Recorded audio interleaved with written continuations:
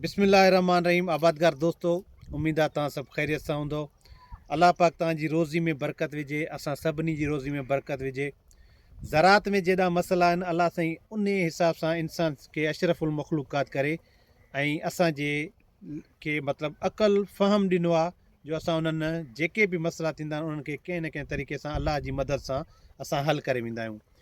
आबादगार दोस्तों, मीरपुर ख़ासि में आहियूं। कल्ह मां स्टेटस ॾिनी त तव्हांजे लाइ लाइव ईंदासीं, पर इंटरनेट जो तमामु घणो हिते इशू आहे, सो लाइव कोन अची सघियासीं। हीअ वीडियो तव्हांजे लाइ ठाहियूं पिया। कणिक जी नई जिन्स आहे, हीअ 1 नवंबर ते असांजी पोखी थियल आहे। अल्हम्दुलिल्लाह हीअ 115-120 ॾींहंनि में पची थी वञे। रती खां पाक आहे, हाई यील्डिंग आहे। उन खां अलावा घटि ॾींहंनि में पचण वारी वैरायटी आहे। हिन खे इनपुट्स जेके ॾिनासीं उहे असांजी जेको आहे वीडियोज़ आहिनि उहे यूट्यूब ते बि रखियल आहिनि, असांजे Facebook page agriculture and humanity page ते बि रखियल आहिनि। तमामु बहितरीनु जिन्स थी आहे अल्हम्दुलिल्लाह। हींअर जेको आहे किथे किथे थोरो थोरो ॾिढे वारी पोज़ीशन में अचे पई।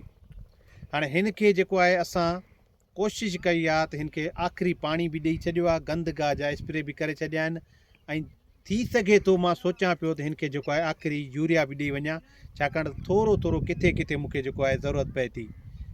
जेकॾहिं ज़रूरत सम्झूं था त ॾींदासीं, जेकॾहिं नथा सम्झूं त उन हिसाब सां असां उन पंहिंजी प्लानिंग कंदासीं।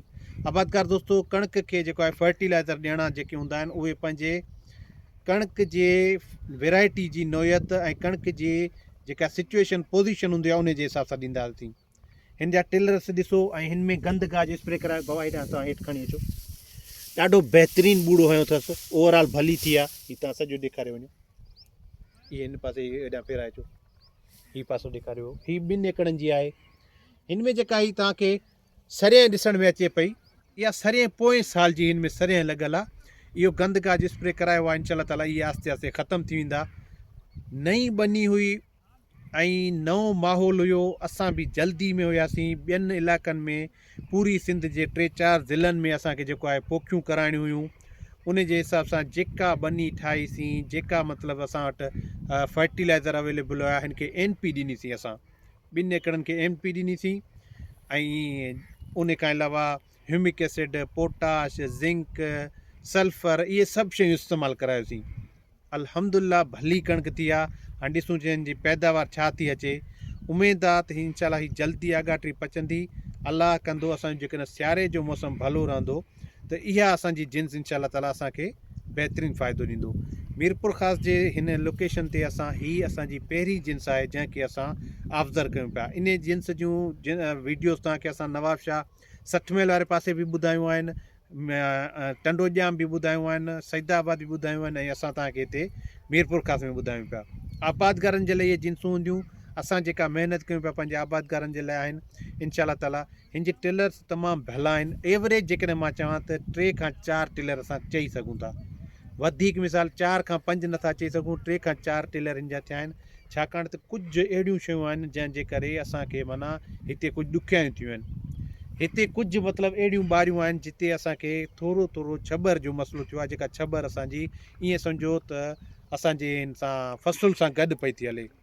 उन खे असां कोशिशि कईसीं कवर जी, पर छबर जे मां सम्झां थो मुंहिंजी नज़र में का दवा कोन्हे का जेका इन शइ खे ख़तमु करे। पर ॿियो जेके गंद गाह हुआ, झिल, नाड़ो, बिली बूटी या पालकी, जेके शयूं उन्हनि जे लाइ असां स्प्रे करे, या सरियं जेका पुराणी थी आहे उन खे असां कवर करे वियासीं। सुठी वैरायटी आहे, भली थी आहे तमामु। अलाह कंदो इंशाअल्लाह ताला आबादगारनि खे बि ॿिज ॾींदासीं, पर ओवरऑल हिन जी ॾिसंदासीं त माना हिन खे असां जेको ॾिनो, सीड रेट 60 kg इहो काफ़ी आहे। जर्मिनेशन जी भली थी आहे, टिलर्स हिन जा सुठा थिया आहिनि। इहे 3 शयूं हिन माना पोज़ीशन ते आहिनि। हीअ मुंहिंजे ख़्याल में 5 खां 7 ॾींहंनि जे अंदरि अंदरि ढिढे ते अची वेंदी। हाणे जेकॾहिं ॾिसूं था टेम्परेचर खे, राति जो त हिन में हींअर माना ईअं सम्झो 9-9 जो टाइम आहे।